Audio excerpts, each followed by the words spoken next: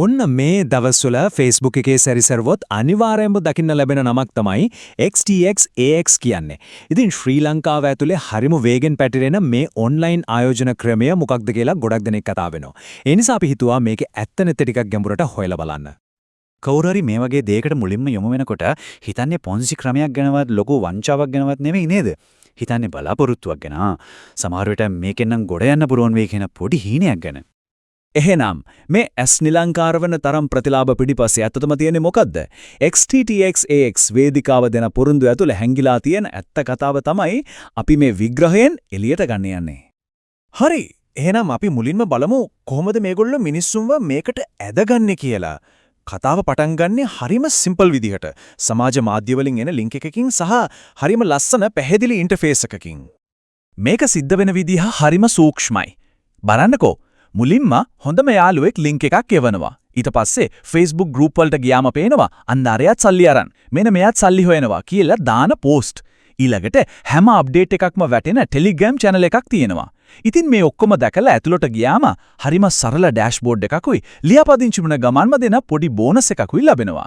ඔන්න ඔය ටිකෙන් වෙන්නේ ටිකෙන් ටික ඔළුවද විශ්වාසයක් ඇලිලා අපේ තියෙන ආරක්ෂක බැමි ඔක්කොම බුරුල් වෙන එක. ඔන්න මේ තියෙන්නේ මේ වේදිකාවේ තියෙන ප්‍රධානම ආකර්ෂණය.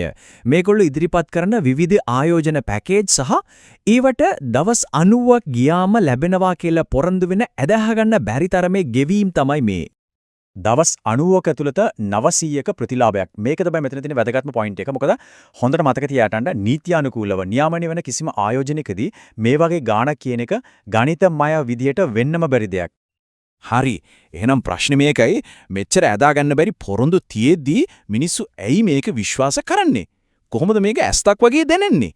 අපි දැන් ඊයේ ගැන බලමු. හේතු කීපයක් තියෙනවා. එකක් තමයි මුල් කාලෙදී දාන පොඩි ගානක් ආපහු ගන්න try කරාම ඒක සාර්ථකව ගන්න පුළුවන් වෙනවා. ඊළඟට ඩෑෂ්බෝඩ් එකේ ඉපයීම් ගාන දවසින් දවස වැඩි වෙනවා පේනවා. ඒ වගේම හැමෝටම විවෘත Telegram channel එකක් තියෙන නිසා මේක ඇත්ත නීති අනුකූල දෙයක් කියන හැඟීම එනවා. සහ වැදගත්ම දේ තමයි තවම කාගෙමත් සල්ලි නැති වුණා කියන තහවුරු වෙලා නැහැ. තවම. හැබැයි මේ මුලින් පොඩි ගණන් ගෙවන එක තියෙන්නේ ඒක තමයි පස්සේ ලොකු ගණන් දාන්න මිනිස්සුන්ව පොළඹන සම්භාව්‍ය ට්‍රික් එක. හරි. දැන් තමයි අපි මේ විග්‍රහයේ හරියටම එන්නේ. අපි දැන් XTX XAX ක්‍රමයේ තියෙන ලක්ෂණ පොන්සි වංචාවක තියෙන ප්‍රධාන අනතුරු ඇඟවීමේ සලකුණු ඒ කියන්නේ red flags එක කෙලින්ම සංසන්දනය කරලා බලමු. නොදන්න කෙනෙක්ට පොන්සි ක්‍රමයක් කියන්නේ ඇත්තටම ලාභ උපයන්නේ නැතුව අලුතින් එන අයගේ සල්ලි අරන් පරණ අයට ගෙවන පිරමීඩ ජාවාරමක්. පළවෙනිම රතු එළිය සාතික කර ස්ථාවර ප්‍රතිලාභ. හොඳට මතක තියාගන්න නීත්‍යානුකූල ආයෝජන කවදාවත් වෙළඳපොලේ මුණ දේ වුණත් දවස ගානේ ස්ථාවර ලාභයක් සාතික කරන්නේ නැහැ. ඒක සබෑ ආර්ථික ක්‍රමයක කිසිසේත්ම ගැලපෙන්නේ නැති දෙයක්. දැන් බලන්න මේ සංසන්දනය. පොන්සි උපක්‍රමය තමයි ස්ථාවර දෛනික ලාභයක් පොරොන්දු වෙන එක. XTX AX එකේ වෙන්නේත් හරියටම ඒකමයි. හැම පැකේජ් එකකටම දවස ගානේ નિયમિત ගාණක් ගෙවනවා. උදාහරණයක් විදිහට රුපියල් 500ක් දැම්මොත් දවසට රුපියල් 50ක්. මේක පොන්සි ක්‍රමයක තියෙන ප්‍රධානම ලක්ෂණයක්. දෙවනි රතු එළිය අතිශය ඉහළ ප්‍රතිලාභ. මාස කිහිපයකින් අවශ්‍යයක් සහදහක් වන්නේ ප්‍රතිලාභ කියන්නේ නියාමනය වෙන මූල්‍ය ලෝකයේ ගණිතමය වශයෙන් වෙන්න බැරි දෙයක්. මෙතන බලන්නකෝ XTX AX දෙන පොරොන්දු. රුපියල් 500ක් රුපියල් 4500ක් වෙනවා රුපියල් ලක්ෂ 500ක් රුපියල් 1,62,000ක් වෙනවා. මේ වගේ ගුණාකාර වලින් සල්ලි දෙන්න නම් ඇත්තම ව්‍යාපාරයක් කරලා ලාභ උපයන්න බෑ. මේක කරන්න පුළුවන් එකම විදිය තමයි අලුතින් එන අයගේ සල්ලි පාරණයට බෙදලා දෙන එක. තුන්වෙනි සහ සමහර විට වැදගත්ම රතු එළිය නියාමනයක් හෝ කිසිම බලපත්‍රයක් නැති එක. ඕනම නීතියානුකූල ආයෝජන වේදිකාවක් අනිවාර්යයෙන්ම මූල්‍ය අධිකාරියකින් ලියාපදිංචි වෙලා බලපත්‍ර අරගෙන තියෙන්න ඕන. ඉතින් XTX XAX තියා බැලුවම අපිට පේන්නේ මොකද්ද? සම්පූර්ණයෙන්ම විනිවිද භාවයක් නැහැ. කම්පැනි නමක් නැහැ. ඇඩ්‍රස් එකක් නැහැ. ලංකාවේ මහ බැංකුවේ අනුමැතියක් කොහෙත්ම නැහැ. කිසිම බලපත්‍රයක් නැහැ. මේකෙන් කියවෙන්නේ මේක කාගේද කොහෙද වග කියන්නේ කවුද කියලා කිසිම දෙයක් අපි දන්නේ නැහැ කියන එක. මේක ඊටාම භයානක අනතුරු වීමක්. හොඳයි. එහෙනම් අපි මේ කතා කරපු සාක්ෂි ඔක්කොම එකට එකතු කරලා බැලුවම මේ ක්‍රමේ ව්‍යුහය විශ්ලේෂණය කරලා අපිට එන්න පුළුවන් පැහැදිලි නිගමනය මොකක්ද?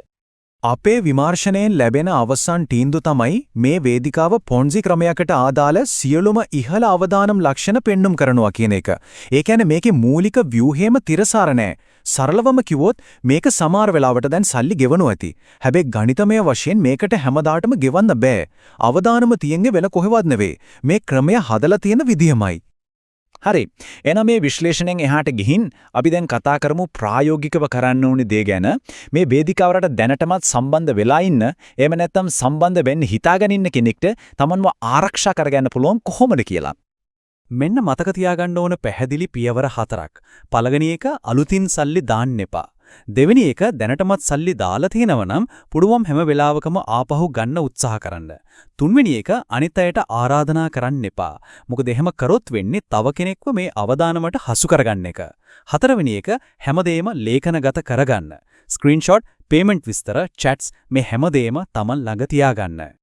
මේක තනි සිදුවීමක් විදියට දකින්න එපා. මේක ඊට වඩා ලොකු රැල්ලක කොටසක්. ඇත්තරම මේ දවස්වල ශ්‍රී ලංකාව ඉලක්ක කරගෙන මේ වගේ ඉහළ අවදානම් තියෙන පොන්සි ක්‍රම වගේ ඩිජිටල් වංචා ක්‍රම ගණනාවක්ම ක්‍රියාත්මක වෙනවා. ඉතින් මේ වගේ තර්ජන ගැන නිරන්තරයෙන් අවධානයෙන් ඉන්න එක, ඒවා මතුවෙනකොටම විශ්ලේෂණය කරන එක සහ ලොකු හානියක් වෙන්න කලින් මහජනතාවට අනතුරු අඟවන එක අතිශයම වැදගත්. මේ ඩිජිටල් සූරාකෑම්ෙන් ආරක්ෂා වෙන්න තියෙන හොඳම පළිය තමයි දැනුවත්කම. අවසාන වශයෙන් කියන්න තියෙන්නේ නිතරම විමසිල්ලෙන් ඉන්න, සුරක්ෂිතව ඉන්න, හැක්කවයා සමග හැම විටම දැනුවත් වෙන්න.